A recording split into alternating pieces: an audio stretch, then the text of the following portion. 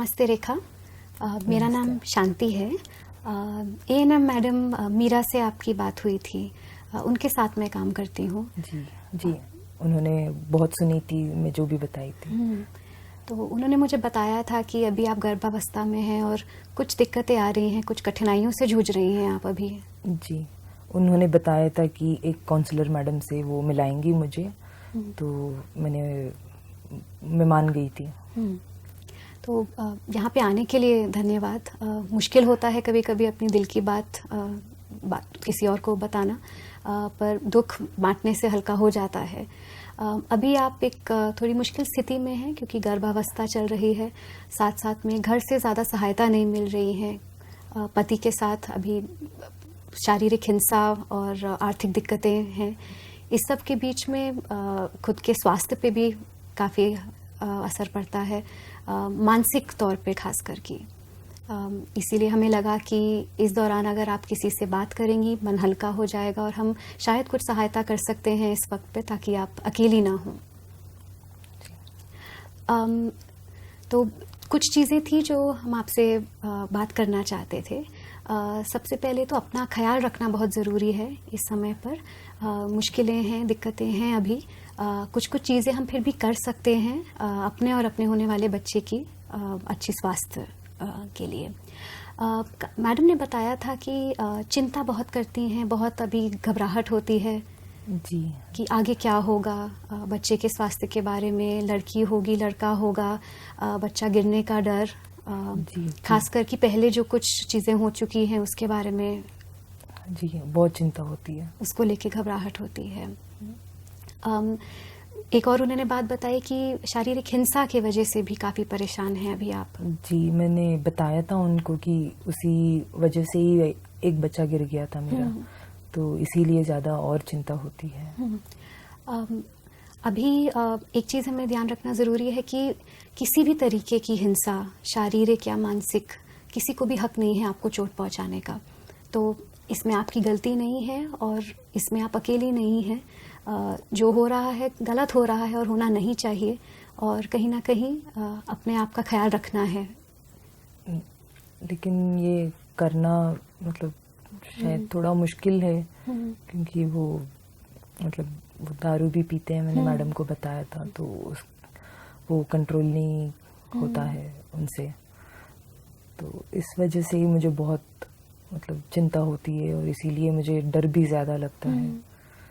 तो आप जो बता रही थी वो मैं समझ सकती हूँ, लेकिन ऐसे आगे इसके लिए मैं क्या कर सकती हूँ ये मुझे समझ में नहीं आ रही है। तो आपका कहना है कि क्योंकि वो दारू पीते हैं, उनके व्यवहार पर उनका नियंत्रण नहीं रहता है, तो कहीं ना कहीं उनका व्यवहार हम बदल नहीं सकते हैं। तो बात आती है कि आप इसमें क्या कर सकते हैं। पहली बात तो ये है कि खुद को अकेले नहीं रखना है इस दौरान में। क्या कोई ऐसे लोग हैं आपकी ज़िंदगी में जिनसे आप बात करती हैं, अपना दुख बांटती हैं? फ़ोन पे तो हो जाती है, घर वाले भी सब बहुत दूर दूर शहर में रहते हैं, वो भी सब छोटा मोटा काम करते हैं और सब छोड़ के यहाँ पे बहुत लंबे समय तक आना मुश्किल हो जाता है। तो वो एक है, फ़ोन पे कवर करते रहते हैं। आसपास में और कोई सहेलियां हैं जिनसे आप बातें करती हैं, अपनी मन की बात बता सकती हैं जिनको? जी, आसपास में सहेलियां तो हैं, आसपास पड़ोस में जो रहते हैं उनसे अच्छी बात हो जाती है, लेकिन वो भी अपने अपने घर में रहते हैं। बात तो कर सकते हैं, सब अपनी अपनी दुख जो भी रहता है सब बताते हैं, एक दूसरे की सुनते हैं, सहायता करने की कोशिश करते हैं। वो जी आप तो ये एक अच्छी बात है कि आप उन लोगों से बात करती हैं, अपने आप को अकेला नहीं आप रख रही हैं। तो कभी कभी मुश्किल के दौरान औरों के साथ मिलना जुलना, अपनी मन की बात कहना और खुद को दूर ना रखना समाज से, वो ज़रूरी चीज़ होती है। कई और भी चीज़ें हैं जो आप कर सकती हैं अपनी शरीर और अपने मन को स्वस्थ रखने के लिए।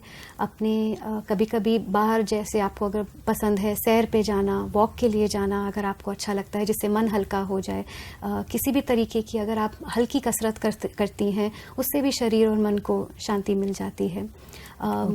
फ़ोन पे या अपने मिल के अपनी सहेलियों से बात करना, उनके साथ वॉक पे कभी कभी जाना, घर की परेशानियों से कुछ देर के लिए आपको सहायता उस टाइम पे मिल सकती है। दूसरा, जो बार बार ख्याल आते हैं, मन की बहुत परेशान हो जाते हैं, शरीर में भी घबराहट महसूस होती है। कभी कभी हमने देखा है कि गहरी सांसें लेने से, तो धीरे धीरे गहरी सांस लेने से मन में जो बातचीत चल रही होती है उसको शांत करना ज़रूरी है। ये कुछ चीज़ें हैं जो आप कर सकती हैं। आप में बहुत हिम्मत है कि आप काफ़ी मुश्किलों से गुजर रही हैं, पर फिर भी अपनी बच्ची का ख्याल रख रही हैं, अपने घर का ख्याल रख रही हैं, तो उसी हिम्मत के साथ आगे बढ़ना है। कभी भी लगे कि दिक्कत इतनी ज़्यादा बढ़ रही है कि बिल्कुल भी न खा पा रही हैं, न सो पा रही हैं, शरीर बिल्कुल साथ नहीं दे रहा है, आप हमारे पास आके बात कर सकती हैं। मदद मांगने से बेहतर फील कर सकती हैं आप। हम लोग यहाँ पर हैं बात सुनने के लिए, और बहुत सारी महिलाएं हैं जो आके इस तरीके की अपनी दिक्कतें हमारे साथ बांटती हैं, और बातचीत करने से उनको समाधान मिलते हैं अपनी मुश्किलों के। जी, तो मैं आगे भी आपसे आके मिल सकती हूँ? बिल्कुल, ओके। बिल्कुल मिल सकती हैं। कभी भी आपको लगे कि परेशानी ज़्यादा है, या कभी बस बात करने का मन करे, अभी समय आपके लिए ज़रूरी है अपना ख्याल रखना, तो खुद को अकेले ना समझिए, हम लोग भी हैं आप लोगों आपके लिए, तो ज़रूर आइए कभी भी। जी, आपसे और नीलम दीदी से मिलके मुझे थोड़ा अच्छा लग रहा है। ऐसे लग रहा है कि नज़दीक में लोग हैं जो हमको कुछ बता सकते हैं। जैसे जो चीज़ें आपने बताई वो मैं करने की अभी कोशिश करूँगी। अगर कोई मुश्किल है तो मैं आपसे आके बात करूँगी। बिल्कुल, धन्यवाद यहाँ पे आने के लिए, अपना ख्याल रखिएगा।